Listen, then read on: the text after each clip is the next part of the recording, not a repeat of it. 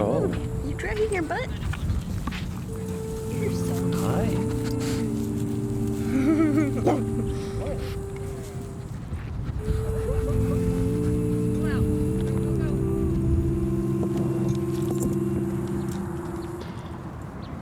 Little tiny fellow.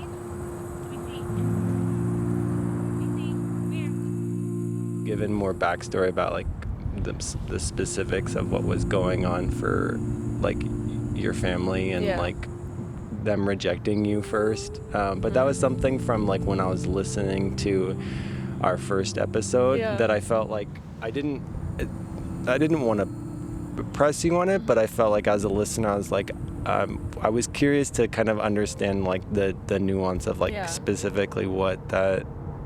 Yeah, and I don't feel like they rejected me. I just feel like they didn't have the capacity to like raise another human because they didn't even know how to like be there for themselves. So like, yeah, I'm not angry at them at all. And I don't take what they did personally at all. But I just recognize that like they couldn't give me what I needed growing up. They weren't ready to be parents. Yeah.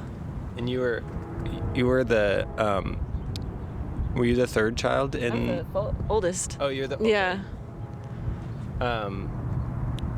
What's your relationship with your siblings like now? Very distant, because they're closer. They're only 2 years apart from each other, and they're both more Japanese because they spent more time growing up in Japan. But me, I always felt like I was more American. So like when we were younger, I don't know. I think because I was kind of older than both of them, and I was often in the position to like have to take care of them because my parents were like, "Give them cereal, do their laundry," and I'm like, "But I'm still a kid. Like, why do I have to like do this?" Like, so I think I had a lot of resentment younger, and then growing up, I was pretty isolated, so I didn't really. And I think we were all kind of depressed in our own way, so I was just like in my room a lot. But I think I did try to like have conversations with them like, hey, our situation is not normal and like we have to like get out of here. And I think we were all like super looking forward to just like leaving home. And both of my sisters are in college now in Japan and they have their own apartments. And I think my parents are in a better place financially, so I think they're both like helping them pay their apartments, which I'm super just like happy about. And like I love them from afar, but like that cultural barrier, like I don't really, it's not a relationship where I can hit them up and be like, hey, how you doing? It's more like we follow each other's socials and we like watch and like see what we're doing, which is like really nice. But yeah, feels kind of distant, but still loving. Like I think we have a lot of love for each other and like respect. Do you would you want to have like a more like, hey, how are you, be able to call up conversation with your parents, or do you see that as like a possibility?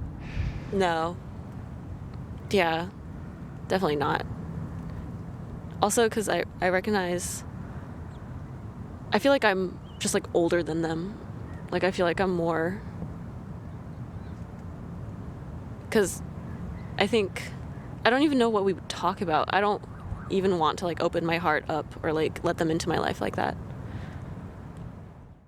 It's totally fine. I'm creating my own family. I'm trying to be super selective about who I let in my life so that like I'm not carrying out these like unhealthy cycles that I grew up experiencing. Like I'm trying to find people who I really respect and admire and I'm inspired by. And yeah, just creating my own personal little, slowly but surely, of people that I genuinely trust on a human level and not just because we're like born into each other's lives through blood. Like, I don't know how I look. Like everyone tells me something different and I'm like, I don't even know. And all of that has like fed into your own kind of like way of thinking about yourself, or like wanting to like, or just like wanting to remove myself from all those like, you're this, you're that. I'm like, I just want to be a vibe outside of all of those things, those like identities and labels. Well, are you talking about like well, in Japan, that was my experience also because I lived in a really rural town. Like if I lived in Tokyo, I feel like people would be a little less so. And probably not everyone was like looking at me consciously. Like they probably weren't like judging me as they saw me. Like they just noticed something different and their eyes lingered just a little longer. And like, like you look at something, you don't even realize you're looking at it. Yeah. But also because of like my personal situation, I was just super hyper self-conscious about that, especially as like a young girl going through puberty and things weren't good at home. So I was just like super extra like why are they looking at me? What's wrong with me? Like, But now I probably wouldn't take it too seriously. I'm just like, oh, whatever. I look at people too. Got you. This is changing subjects a little bit here. Yeah. That comes to mind when I think about people that you're creating your own family with now. Definitely. My friends that I met through the internship, y'all know who you are. Yeah. And there's like my Bay Area family too. Like I'm super grateful for them. They've been so supportive and loving. Which I never thought, I don't know, it has been so strange to me, like, oh, this is what like being in a good family feels like. Like yeah. The warmth, the warmth and just like the acceptance and just like the extension of help when you need it. Like, oh, hey, Lily, like, do you need help with that? I'm like, what? Really? People do that? like getting the sense that people care. Yeah.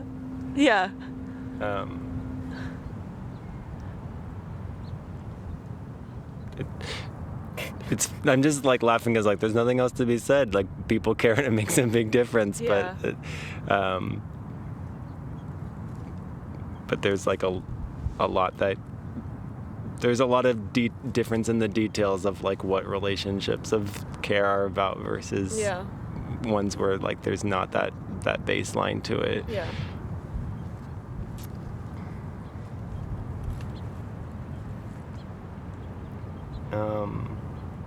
Are there any questions that you ask yourself over the course of your life that you continually return to? What do I want? Yeah. Especially when I'm like dissatisfied or like there's this like feeling that I'm just like not happy. It's like, okay, well, what do I want then? Like, what can I do with this unhappiness to like turn it into something that is not unhappiness and something that I can feel good about? Like there was a point where I had been working in restaurants for like, it was like right before the pandemic, like 2019, and then the pandemic happened. And like it was leading up, I was really getting burnt out, just like cooking and being in customer service. And yeah, I had to really ask myself, like, what do I want? Because I'm not happy here. And also dealing with like I knew that I wanted more, but it's like, how do I do that? And how do I like convince myself that like I should pursue what I want? Because it's scary. Like, oh, I have to go to school then. And then I have to deal with all my like difficult relationship with like school and authority and the hierarchy and all these things that I was like rebelling against. It's like, well, if you want more for yourself, you can't like stay in a restaurant. You got to do something else. So like dealing with like, what do I want? And then, okay, well, how do you get it?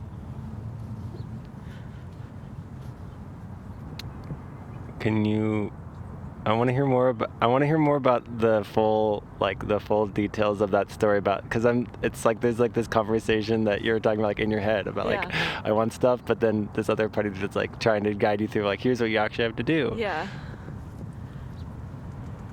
It's like dealing with your own inner tantrums. Like, I'm too scared to do that. I'm too scared to apply to jobs. I'm too scared to go to school. It's like, well, you're unhappy, so if you want it, then you got to do it. And it's like, and then like holding your hand through the process, like, okay, Lily, let's just do a Google search. Like, that's all you have to do for right now. Like, you don't have to like apply for school yet. Just look at it on Google, and then you know, just open the laptop first. And then taking your but you, no matter what, you will eventually be kind of looking for the next opportunity after this ends. That's probably unlikely for it to move into like a full-time job or anything. Yeah, not yet. It's a lot of like the film industry. It kind of sucks, but a lot of grunt work. Like the company I'm at, they still kind of have a boomer mentality of like, you're lucky to even be here and just like sit. And I kind of gave that feedback. My internship review, I was like, hey, I wish that our internship included like experience and like more training. Like, of course we'll do the grunt work, and of course we'll do these like tedious things that no one wants to do. But like, also I wish that like, because like we need the guidance of like people who are already established in the field. So I wish that our experience kind of included an opportunity to like learn from you guys. Lily President, hell yeah. It was so scary. I like wrote a script out and everything, and I was like messaging, because I wouldn't have said it if I didn't have, I have like 2 internship friends, and we're like similar ages, and we all kind of started at similar times. And if it was just me, I was the first intern technically. And if it was just me, I would have just been like, well, I'm just lucky to be here. Like, I should just take it and not put my head down and, you know, like keep my head down. And but then like seeing my friends also going through it, and just like our potentials are like, feel like we're being wasted, and our like morals are just like, at first we were so excited to be here, and then at the end of it we're like, ugh, whatever. Like, because it didn't feel very like some of the people were like inviting and nice, but some of the other ones were, it really did feel like, oh, they're just the temporary interns here to do transcripts. And I was like, okay, well, hi to you too, I guess. Can you say a little more about like what that grunt work is? Yeah, transcripts, documentary company. We receive the footage, and then they like producers and stuff and directors need like a transcript, like a written, so they don't have to watch like a 2-hour interview. They have this document of everything that's said, so they can choose like, oh, this was good dialogue, or like, yeah. So we have to watch it. Like we use this like software, AI software that like already generates it, but it's not completely perfect. So we have to watch through all the footage and then like fix the words and stuff. And we receive a lot of footage, so it's just like mind numbing, just like watching and like fixing AI words and stuff. So what?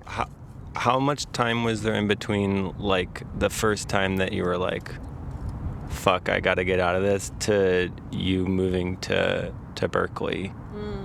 Or, you know, to coming to school in Berkeley? Yeah. A lot of time. Because the pandemic happened and I was receiving unemployment money, and then I quit my job, my restaurant job, and then... So yeah, I was like, I loved the pandemic era for me, because like I could get paid to have my frozen time, and I didn't have to leave my house, and I could just like, and I was like, I think I really wanted to like focus on my art. Like I tried like opening my own Etsy business, but I didn't really have a clear vision of what I wanted my art to be. Like I just knew that I wanted to create, but I was too scared to like show that to other people and like put myself out there. Like I want to create, but also like, wait, that means that I have to like let people see it and like perceive me. Like what? That's so scary. And also too, like I didn't really know what I wanted to do with my art. I think I already said that. What do I want my art to do in the world? So that was like an attempt, and then I was like, okay, I need money and I need a job. So I worked at USPS, which was completely awful. And that was like another reality check of like, I'm completely miserable here. I can't keep doing this, and if I do keep doing this, like, I'm the one responsible for it. Like, I can't blame anyone else except for myself for, like, keep putting myself in these situations. Stuck in it because I'm too scared to leave or experience, like, endings. What if we could live in a world where, like, every USPS had an art station in it, or you could decorate the mail as a USPS employee? That'd be cute. That would be cute, but it wouldn't remove the 12-hour graveyard shift 6 nights a week from 10 p.m. to a restaurant in Berkeley. Like, you have cooking experience, you should move out here. And I said no initially, because I was like, no, I want to like be in the art scene in Fresno. I want to like do art hop. I want to open my booth. I want to like see where I can go from there, which was kind of a lofty, very, very lofty dream. So I said no. And also I hate moving. Like I hated moving because I have so much stuff, and just like logistically moving is so annoying. So I said no. And then my cousin called me. She's like, hey, Lily, are you sure? Like, she was like, are you really sure? Like, you're going to stay in Fresno? And I was like, fine. And she was like, we'll help you move. Like, we'll drive down there and, like, we'll help you move. I was like, fine. And I moved out here. And I was still working in the restaurant, and I freaking hated it. I was there for, like, 6 months.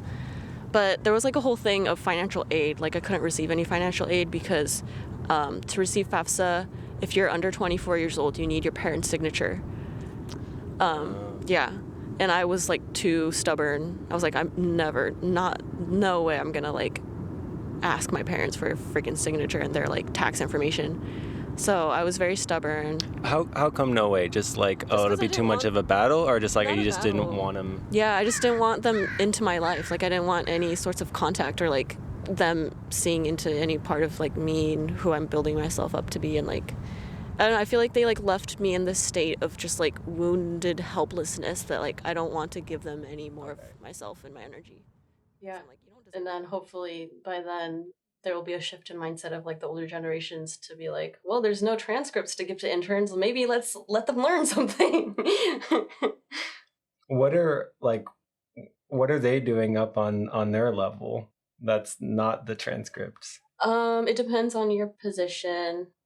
So like recently I've been trying to kind of help out the associate producer who is also an associate editor. Like he wears 2 hats. So like editing and producing are like 2 big things. Editing is just like, fixing all the stuff in like Premiere Pro or Avid or whatever. No, they don't know. Listeners are let's pretend that a man is in his car on the freeway and he's decided to listen to this podcast that's not worth listening to. But he doesn't know about editing, but he's a little bit curious. Well, I'm still learning too, but editing, where do I even start? Well, you have like a chunk of footage, right? And in the footage, helplessness that like I don't want to give them any more of myself and my energy, because I'm like, you don't deserve that. So you're FAFSA out, parent signature is out, but what can I do next? Yeah. And then so I was like starting to physically get sick too, and I was just like super depressed, and I think people could see that at the restaurant. Like I was like super withdrawn, and then I started getting like sick all the time. And then my uncle and my aunt were like, hey, like if you didn't pay rent, like could you go to school? And I was like, hell yeah. So I started going to community college. And then soon after that, I became 24. And then I got a job at a daycare. And I was like, yes, this is my ticket out of the restaurant industry. Like, I'm free. Because initially I was wanted to study child development. So, like, on my first day of my first ever child development class, like, these 2 ladies, were, like, speaking either Mandarin or Cantonese, I don't know. They were like behind me the whole time in the first class lecture. And then after the class ended, they like came up to me and they were like, hey, like you're taking this class. We have this daycare and we're expanding. Do you want to work for us? And I was like, hell yeah. So I like left the restaurant. I was so happy. I was like, I started class and the universe is like smiling upon me and like letting me pursue this new path. And then the daycare absolutely was horrible. Oh my God. Worst experience of my freaking life. I was there for 2 months. I still love babies, but yeah, if anyone wants to own their own daycare, please hire lots of teachers and don't like overwork them and like fill a room up with toddlers and infants and only like 2 teachers. It was really bad. So I left and I was like, okay, well, what can I do now? I still need a job and I don't have a degree. Like, I can only get retail jobs. And I think I went back into my like frozen time. Like, I just didn't want to deal with the world anymore. I was like, everywhere I go, these jobs suck and people are scary and I don't know what I want to do with my life. But then finally, after like 4 months of unemployment, I don't know how, like, it's just like money worked out and I was able to like not have a job for like 4 months. And I was like, okay, I need a job now. So I got a job at a grocery store. Yeah. No, you can definitely beep that out and replace that with, he finally committed to like actually making, like pursuing art, but like in the film industry. And now I'm here. And I'm like, okay, finally I'm like letting myself do this thing that I've always known I wanted to do, but I was always like too scared to do it because of like logistics and stuff. Like, oh, starving artist. But I was like, well, if it's film. Yeah. If it's film, then there's some chance you'll eat. Yeah, exactly. And also it's like still aligned. Like, I'm not compromising at all. It's actually like what I really want to do in terms of like, I'm recognizing that, oh, like I have been scared by people, but like I still actually like interacting with people now that I've like uncovered all my like wounds regarding it. Because like, especially going through like childhood trauma and stuff, like now a lot of my work is like uncovering all that and just like returning to who I naturally was all the time, like before all the shit happened and before I became scared all the time. Is the wind okay? There's like a chipmunk or something that's making a very, sounds like an alarm clock or like some like mechanical digital beep.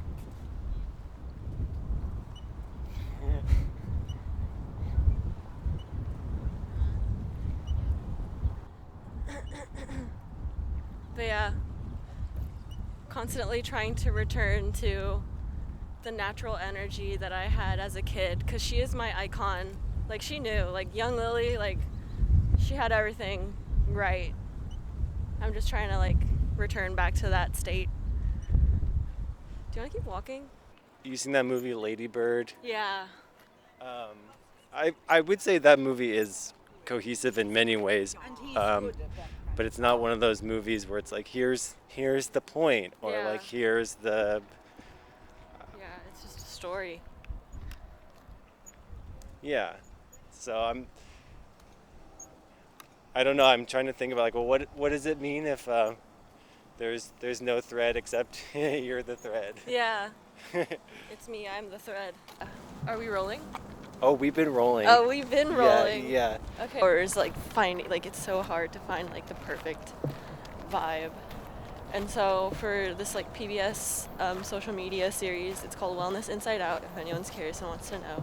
It's like for kind of middle-aged women about like... With footage you receive like camera media, like visual media, and then usually we'll be recording separately on like a boom and a lavalier, and so we have to like, the editor has to make sure that like the sound is synced up with the camera footage, like time, like matching the time codes, and then like communicating with the directors to see, well, I'm like jumping around. This is great. I'm the more Yeah. jumping, the better. So like tasks that I did to like help out the associate editor, and he knows my experience level, which isn't a lot. So we ingested the footage from the hard drive that we like uploaded the footage on in the actual shoot.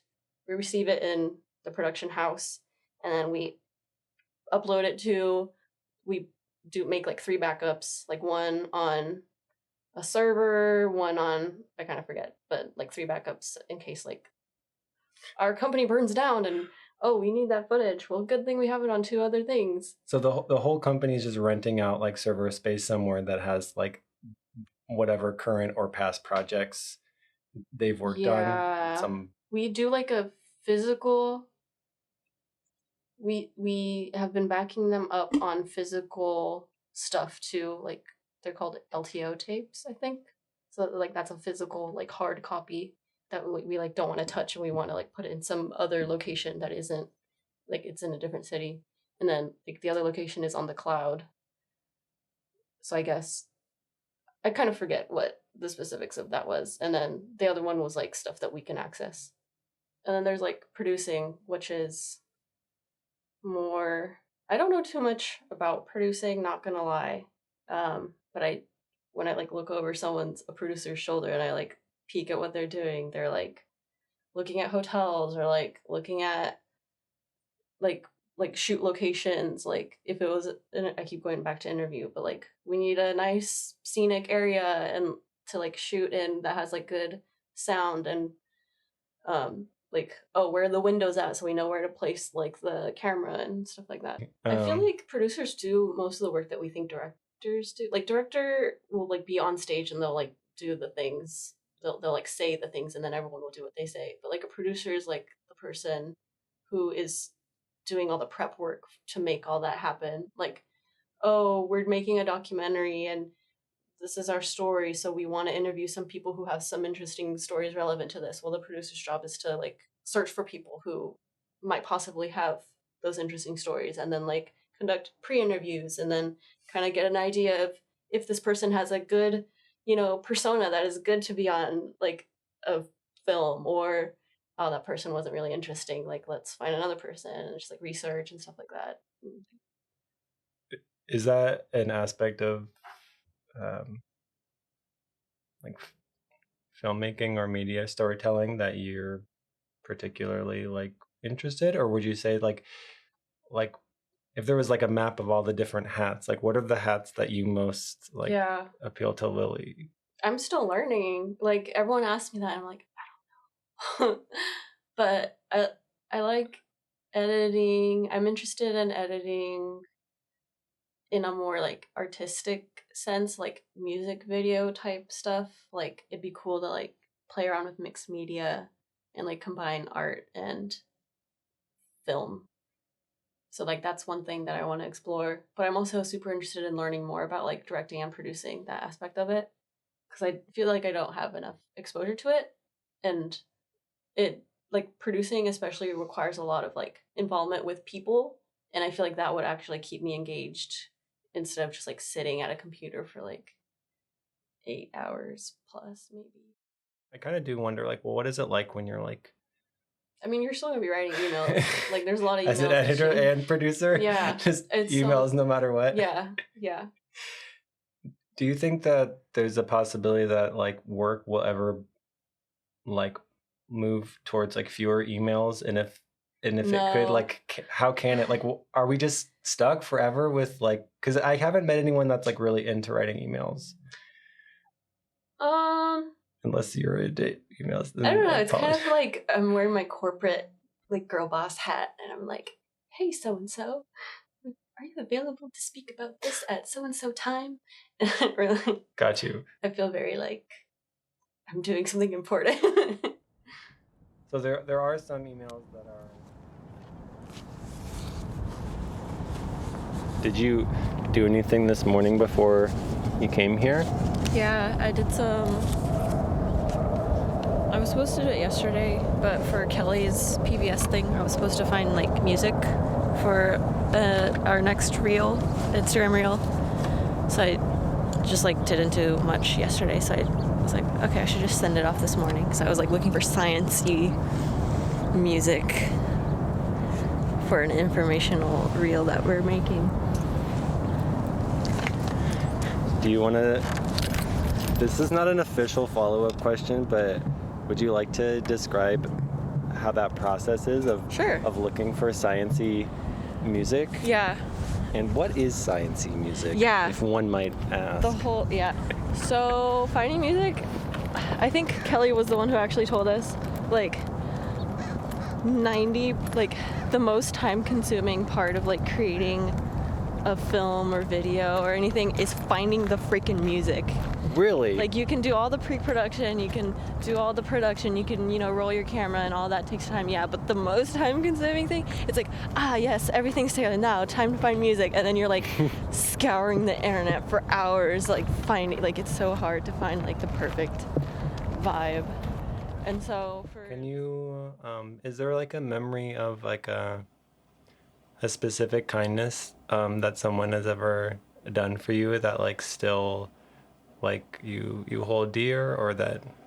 Yeah, my professor, she's like so awesome. She hooked me up with this like PBS thing, and then she like got me into this company, and now she's still like helping me out.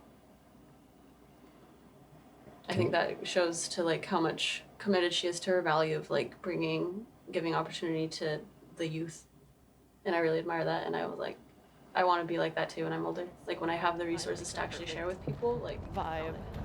And so for this like PBS social media series, it's called Wellness Inside Out, if anyone's curious and wants to know. It's like for kind of middle-aged women about like just raising emotional awareness and like bodily awareness, spiritual awareness of like women and our bodies and what happens. Like menopause or like, much more than that? Yeah, there's like lots of different topics that we cover. Like menopause was one of them. But this week, I was editing a thing on like the gut-brain connection. Like what we eat is super important because a lot of hormones are created in our gut, like a lot of serotonin we make in our gut. Yeah. So I like found some music. There's like websites. I get access to this paid thing that the company pays for, music website. So like up until now I thought that she kind of wanted more like, I don't know, just like a millennial vibe music, like ukulele and I was about to ask, what is millennial vibe music? But you starts with ukulele. But that it's been like we've been kind of going back and forth. I'm like, this is so hard, and she's like, yeah, it's so subjective. So I sent her like 7-ish song ideas, and then she was like, I'm not really vibing with this. Do you have anything more science-y? And she's like, and I just like clicked on a trillion different songs. I was like, no, or like, yes. And so, wow. One, that's so fascinating that it takes so much time, because I never would have thought of that. Yeah, and also because of like licensing too. Like you might think of like the perfect song, but it's like a famous artist, and like you're not gonna go like ask Kanye if you can like have permission to like use his music. Like you need to find like free source music, or like you really gotta pay attention to the licensing of it all.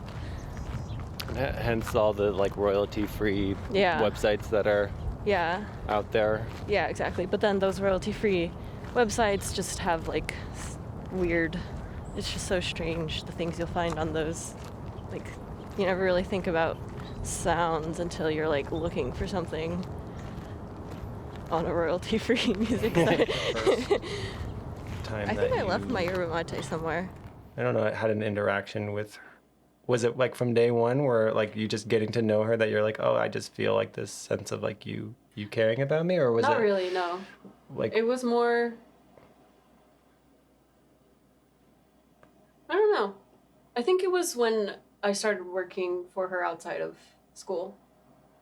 And like just the actual like, when you first meet someone, you don't really, the relationship isn't there yet, but like the more you hang out or like spend time with them, the relationship is built. Like it was just a natural progression of like, oh, we've built this trust, or like I've learned that I can trust you.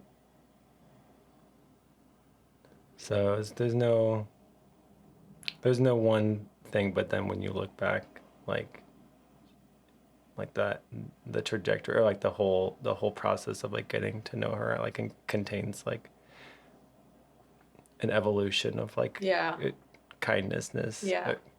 Kindnessness. Yeah, kindness. You sent some off to Kelly? Yeah, and I just did that this morning, so I'll hear back from her sometime soon-ish. And do you feel like the more time that you spend with Kelly, getting to know her, that you have the Vulcan mind meld where you can kind of start to anticipate, like, oh, this might work for what we're working on together. Yeah, that's on my radar. I'm not quite there yet, but that is like the level I want to be at.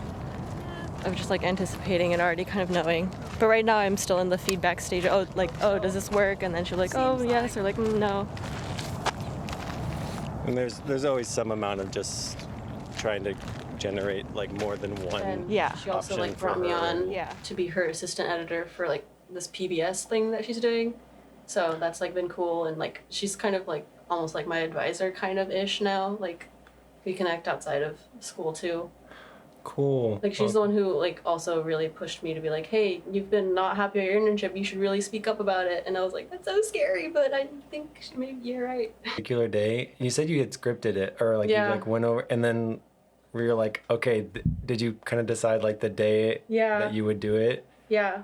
So there was like a chain of events. My internship was originally supposed to end in October, but like a couple weeks ago, like we were like halfway through July, and then I received an email from the lady who was in charge of my internship program, because like it was like a state program, so the company doesn't really have to pay me, like they get reimbursed for my hours through this state program.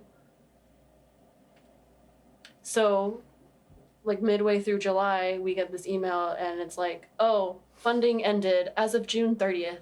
And we're like, we're halfway through July.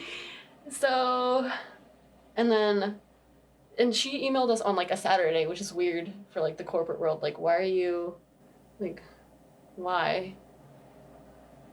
And so on Monday, I like scheduled a meeting with this lady who I've never met.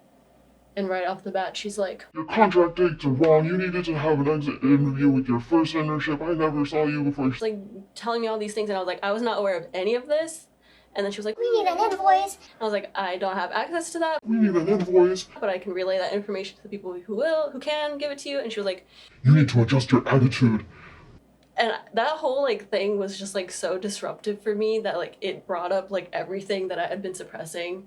And then I like called my professor Kelly, and I was like, this just happened. And she was like, that's not okay. And then she was like, oh, also, how has your internship been going? And then I was like, actually, blah, blah, blah, blah. And then, and then she was like, oh, that's not good. Maybe we should talk about it. And I think just like that, the previous argument thing, and also the fact that my internship was suddenly about to end very soon, was like, oh, this might be a good opportunity to like give my feedback about my whole internship experience. And there's always some amount of just trying to generate like more than one option for her, and knowing that she's gonna, but you're like it's fascinating, there's like all these layers of editing of that like come together. And you'd think it's so simple for just like one Instagram reel. Honestly, You're confined by 60 seconds, but there's like, they create storyboards and scripts, and we have an animator, and That's crazy. So you were on the quest for 60 seconds of perfectly matched music. But I imagine like, with everything, is like you feel it when there's like a match, like when you have like something that's working, like the visuals and the audio come together and you go, okay, this is jiving. That's Kelly's job. My job is just to confine, so she doesn't have to spend all the time looking for options. I kind of send her a just like a list of like 7-ish songs, and then she chooses from there, or then she'll tell me to go, because it's like time consuming to start from scratch and like just apply that filter, And how did it like go, like when you gave that feedback to It them? was a very uncomfortable meeting. Like I was saying, like I like gave 3 main points. I was like, I wish our internship was actually like a program that included education and experience. And then secondly, I wish that we had like a specific person who oversaw our internship, because right now the only people who can oversee us have like bigger responsibilities, so we're just kind of on the back burner. And then thirdly, I wish there was a shift in company mindset that welcomed and invited us interns. And then she was like, what, you guys don't feel welcome? What's wrong with you?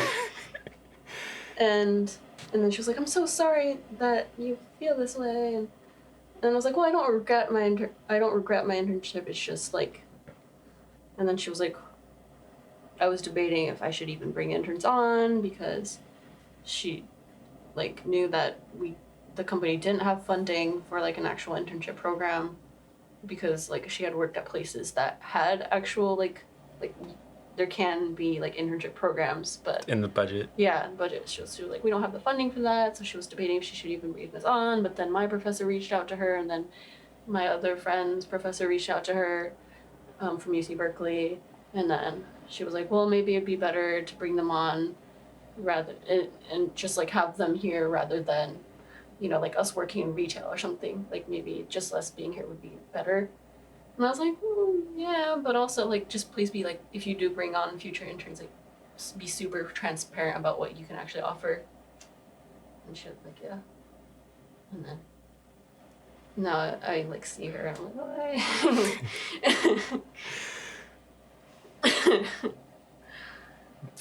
But like that's her job to like have uncomfortable conversations. Like I like I've seen her around, and whenever I do see her around, I'm like, oh, so what are you doing today? And she's like, oh, I gotta like tell this person who's giving us money for a thing that he should give us more money, or you know, like not.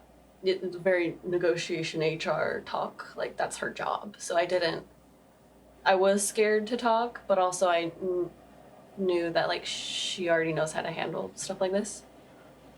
She's not gonna like be like emotionally bereft or like it'll be one of like thousands of uncomfortable conversations.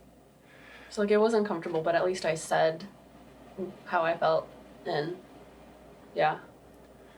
If she were to like, let's say this company goes through like another round of interns and like they adopt this like transparency kind of like framing, which I really think is awesome, by the way. I think like giving people just like, even if it's like a shitty circumstance, but just being like, hey, it's gonna be like a little shitty. Yeah. People will be like, oh, okay. Yeah. All right. Like I know how much I can tolerate. Yeah. Like, but if she were to like send you an email and being like, hey, I like with this new round of interns, I like let them know what they were getting into, and she let you know, that'd be awesome. Would that feedback like make you feel like the conversation that you had like had a greater impact? Yeah. I mean, I said that'd be awesome, but I don't know if it'd be awesome, but like it'd be better than, you know, kind of having high hopes and expectations for this thing and then being let down by. It would be awesome to find out that we're going to be transcribing for 8 hours a day or whatever. Yeah. And also there was like another thing like that I don't know, we talked a little bit about things that could be better, and I was like, I don't know, I forgot how specifically that conversation within that bigger conversation played out, but essentially I was like, I have no context of the projects that we're working on. Like this company is working on like 8 or 9 documentaries right now, and I like go and I'm like transcribing these things, but I still have like no context of what the story is or like what's going on. And she was like, oh, so like maybe if we bring people on, like we should, you know, like give them a debrief of all our projects. And I was like, yes, that would be like, yes, like please. Yeah, and I like told my professor about how that whole conversation transpired, and she was like, maybe I should talk to her again and kind of like give her gentle pointers that you don't need a funded program to just give a little more education to interns. You don't, there's things you can do to kind of, as long as you have that priority, you know, like you don't really need a whole lot of money. This was Kelly's like input about that you could kind of reframe to. Yeah, because like Kelly's an educator too, so. And she's also worked at like places where no, she was like, I've done that before without like I've trained so many interns without like a funded program. Okay, so she's like, there's speaking from experience. And is there like a time in your life where you have a time or like a memory that you have of like feeling really heard by like one person or like a group of people, or like at different points in your life, as like sort of not saying that the person at the internship didn't like hear you, but just kind of on that theme of like, how do you know when you're like feeling really heard? What does it feel like? I think my professor, like, it was such a relief for me to say all the things I was unhappy about, and then her being like, yeah, that's actually not good. Like, I was expecting her to be like, oh, that's just the reality, you know, like, that's just kind of what I expect from everyone nowadays. It's just like, you're too idealistic, and because that's what I hear a lot. So, I don't know if I ever feel, and I also have like my personal block too, of like, if I feel like I don't know if I can tell if someone's like really hearing me, but that probably is like a me thing of just like too focusing on the negative, like, oh, well, I still have to do, like, if someone compliments me, I'm like, well, there's still a trillion things that I still have to do, or like, it's not good enough. Is it usually around like perfectionism or like, I don't know, self-reflection, or does it take on like all kinds of forms, like in your head? Yeah. Or like if I'm like venting about something that I'm like, I wish, like, I need to do this more, I need to do that more, and they'll be like, oh, but you already do that. I'm like, no, I need to do more. I need to be better. So you want me to talk about it a little bit? Yeah, okay. yeah. So for my sound design final project, we had to do our own sound design for any video. And I chose Adventure Time, the Jake's perfect sandwich, little, I think I like cut it down to like 40 seconds or something. And like I recorded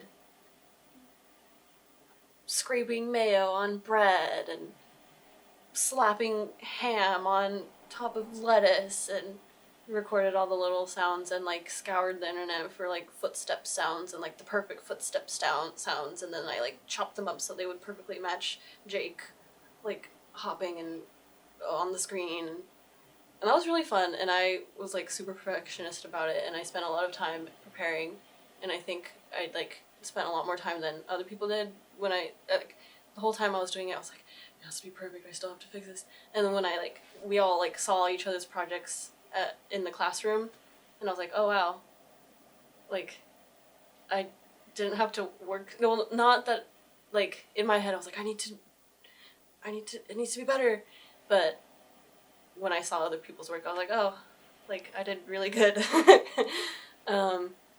And I don't know if I really received like amazing feedback, like I could tell by people's reactions that they were impressed, but no one explicitly like looked at me and said that was really good. It was just like I could tell in the atmosphere of how they were like responding to my thing on the screen that like it was like in the vibe. It was never really explicitly like, told to me. The final project was like a short narrative about me. Like I was my own actor and I was also the director. I co-directed with my classmate, and like I wanted to create something, like I liked my midterm, it was fun and whimsical, but I felt like I wanted more emotional oomph. So I was like, okay, what can I like do? So I like did my own personal experience with like working in retail and being super depressed and no direction in life, and then she's like taking out the trash at her restaurant job, and then she like looks up and there's a poster for Berkeley City College. So like that was like long story short. And then like we did like screenings too, and like another professor noticed it and she came up to me, she's like, Lily, that was wonderful. And I was like, no, like it's missing a shot, like there's like a gap, the final audio isn't in sync. I'm like, no. I didn't say that, I was just like, thanks, but it's not perfect. So at the moment when they were giving the praise, you had the like missynced audio like thing in your head. Did you wonder like, oh, did they not see that? Like if they had seen No, I'm sure if they had seen that it was, would they not have given me that feedback? Like I think I achieved my goal of creating something emotionally impactful, so I think that's what everyone was responding to. Like she wasn't the only person, like my classmate who I... Is it the like portrayal of depression that's also like part of what makes it difficult about seeing it, or is it just that just you're embarrassing, seeing like oh, yourself? that's so cringy. Okay. Like the acting, or just like what what makes it cringy? Myself. Okay, you just that's it. Just it's you on screen. You're like, oh, immediate cringe. Yeah. Okay. Exactly. I go to UCLA or one of these like bigger or like more like known places. Do you see that like the community college route can be viable? Like, I mean, career-wise? Yeah, like I've already gotten this internship at this thing, and like I'm working for PBS, and like and I'm still in community college, so like you just have to have that desire and actually like show the universe that it's not just like, oh, I wish and now I'm doing this to like make it happen, and then the universe is like, okay, well here's more resources. Like I feel like the universe wants you to have what you want, as long as it's not like hurting other people. Like what if what you want is like you want $1 million? Yeah, well, like research how to, like. No, I'm sorry. I'm putting my foot down. You can't have $1 million. Well, if you really wanted it, you'd find a way. Like, you would invest and search for like how to have secondary sources of income, and that's how all the rich people do it. They have like. I've got. Maybe we'll do 2 more. Where is there hope in the present for you? That's been hard. Like, these past couple of days, I've kind of been quarter-life crisis mode, panicking like, oh, my internship's ending this week. I need a job. And I don't have one. But hope. There's, like, one thread that I can, like, tie all this together. But I guess that thread is just, like, me and the fact that all of this is coming from me and my experience. Yeah. I think Turkeys. Oh, wild turkeys. I thought that like if you go gobble gobble, they'll like do it back. Gobble gobble gobble gobble. But hope in the present comes from acknowledging what I already have. And I'm like, wait, things aren't bad. Like, I have a roof over my head. I have friends. I have some family. I have some food in my fridge. I have some money in my bank account, and I can buy more food. Like, I'm not on the street. So, like, hope is things aren't terrible, which means that I can definitely find space to get myself in a better situation, but my current situation isn't as bad as I think it is. It's actually pretty good. They look like vultures. I've never seen a vulture up close before. I don't know if I have either. But they have like a gizzard. They look kind of like a, raptor. That's the word, right, for birds of that type. This is just my life that I'm experiencing and also creating as I go. It's cool, though. I like my life. I like that I'm actively a participant in my own life. You feel more so than in the past, or just that you're enjoying the way that you're participating now. Yeah, I'm definitely enjoying my own participation in it now that I've actually like learned what it takes to take responsibility for the things that I want to happen in my life. Like, even though it's scary to dream big, and even though it's scary to put yourself out there and like have people see that you're even trying to like have the audacity to. So maybe some politicians will get inspired by reform the USPS. I mean, if you're a politician who's listening to this with an open mind, then you're a good then I have faith in you. But in my head, politicians are not the kind of people who would like go out of their way to like even think about this kind of thing. What's your experience of politics in your life so far? Super detached. Like, I'm passionate about like the things happening in the world, especially like injustices happening to like people through like capitalism and colonization and stuff like that. But also just like I don't keep up with the news. I don't keep up with who's running for president or who's their vice president, because it all just seems so like far away. And like I probably should be more active in educating myself and like yeah, I guess my vote matters, but I don't know, it just doesn't feel that way right now. Language and like specialty knowledge end up sometimes like making it difficult for just like general like citizenship. Yeah.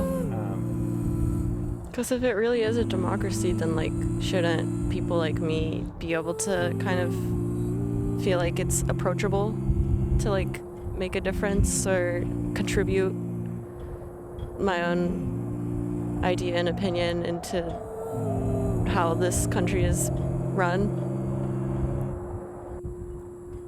Well, any final messages for the future?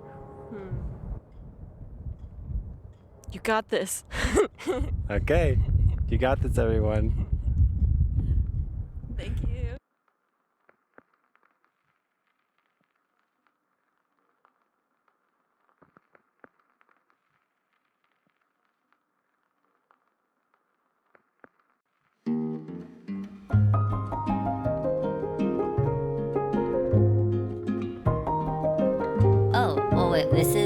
This is a cool website. This is called quailforever.org.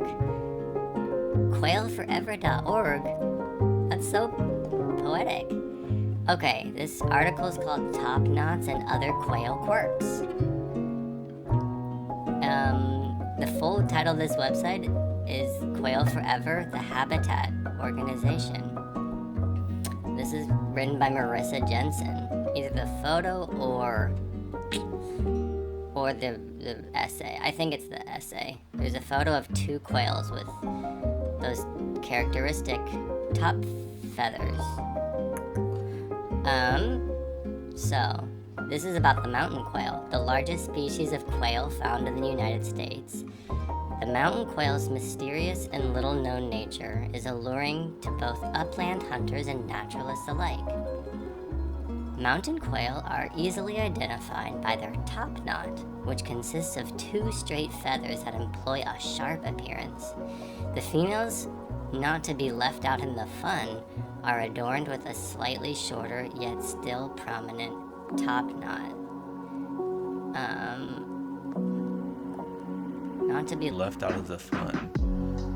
In 1901, famed naturalist John Muir expressed his admiration for the mountain quail in our national parks. I think he's the very handsomest and most interesting of all the American partridges, larger and handsomer than the famous bobwhite or even the fine California valley quail, or the Messina partridge of Arizona and Mexico.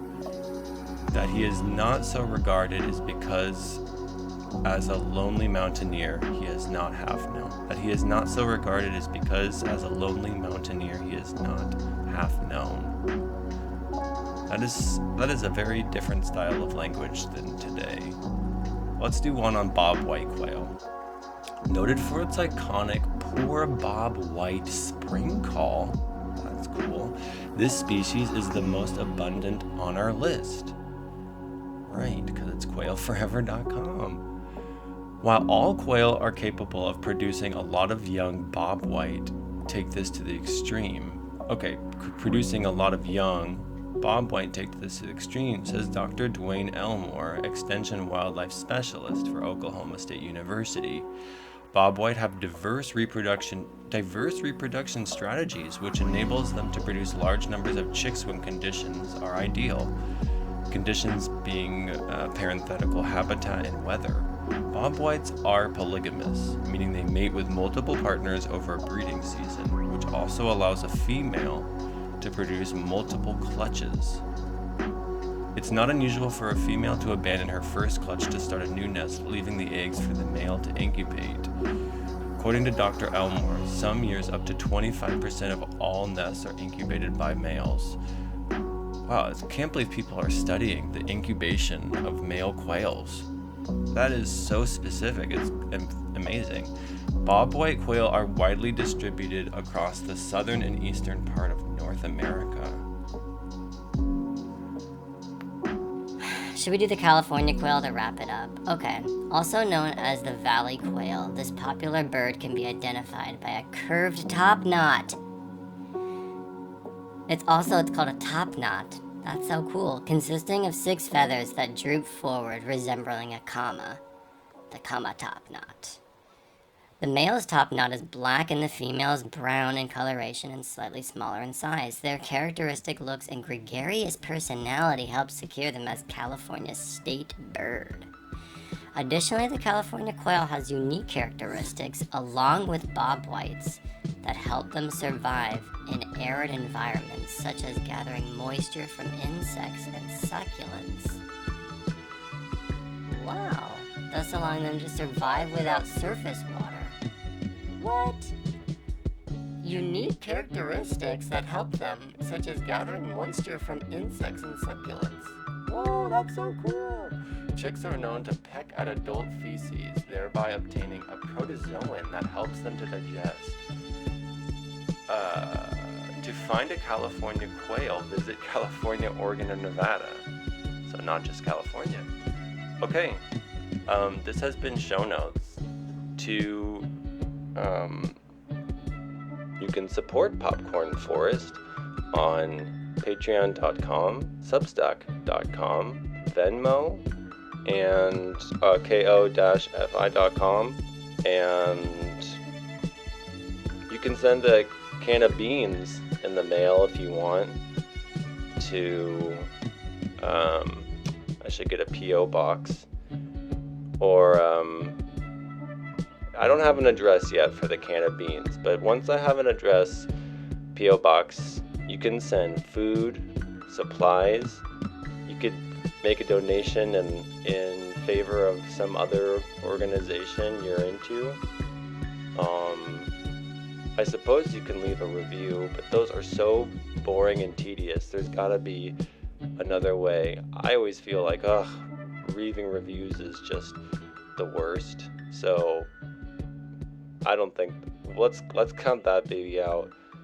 And what else? You could,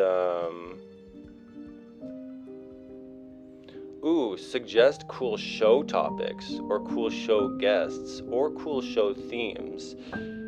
It may end up not becoming anything, but I welcome your responses at respond@popcornforest.com. And right now that feels like the number one. Things that you think would be interesting sound design experiments, or interesting storytelling limitations or techniques through audio only, or people. You could suggest anybody and it's almost guaranteed to be a good episode, because that's sort of the theme.